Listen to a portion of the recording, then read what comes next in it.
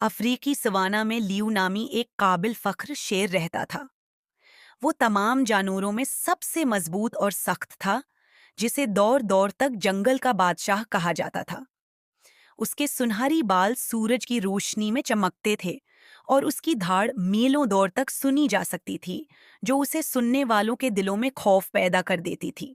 ताहम वहां इस जानवर लियो का एहतराम किया जाता था, लेकिन वो कभी चीलिंग नहीं कर सकता था।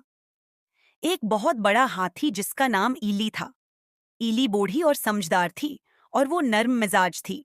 उसके सरासर साइज और ताकत ने उसे सिवाना की वाहिद मखलूक बना दिया, जिसे लियो डरा नहीं सकता था। लियो के ब्राकस एली को अपनी ताकत साबित करने की जरूरत नहीं थी। वो अमन से रहती थी, जमीन पर घूमती थी और जरूरत मंद जानवरों को मशूरा देती थी। एक खशक मौसम, सवाना में पानी की कमी हो गई। सिर्फ एक ही जरिया बचा हुआ पानी का एक छोटा सुराख था, जहां तमाम जानवर पीने आते थे। लियो एक गर्म दोपहर पहुंचा, सूखा हुआ और अपनी प्यास बुझाने के लिए बेताब था। जैसे ही वो करीब पहुंचा, उसने देखा कि एली पहले ही पानी पी रही है। उसका बड़ा जिस्म रास्ता रोक रहा है। अपनी शाही हैसियत के बारे में सोचते हुए लियो ने गरज कर कहा, एली, एक तरफ हट जाओ, बादशाह पहले पीता है। एली ने आहिस्ता से अपना सर उठाया, उसकी तरफ देखा। लियो, ये पानी हम सबके लिए है। तुम्हें अपनी बारी का इंतजार करना चाहिए, बाकी सबकी तरह। लियो को नहीं कहने की आदत नहीं थी। उसका गुरूर टूट गया। उसने कराहते हुए कहा, क्या तुम में अपने बादशाह की तौहीन करने की हिम्मत है?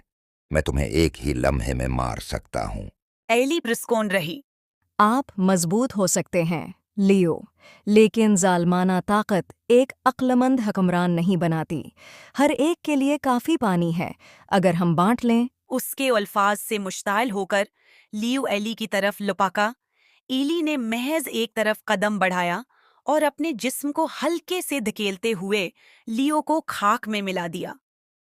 चौंक कर और शर्मंदा होकर लियो अपने बालों से गंदगी को हिलाते हुए अपने पैरों पर झुक गया। तुम इतनी ताकतवर कैसे हो, फिर भी लड़ने से इनकार करती हो? लियो ने हैरानी से पूछा। एली नरमी से मुस्कुराई। ताकत सिर्फ लड़ने में ही नहीं है, लियो।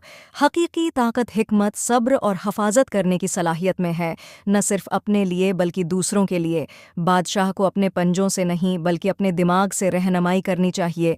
लियो इसकी बातों से आजिज हुआ। इसे एहसास हुआ कि वो सही है।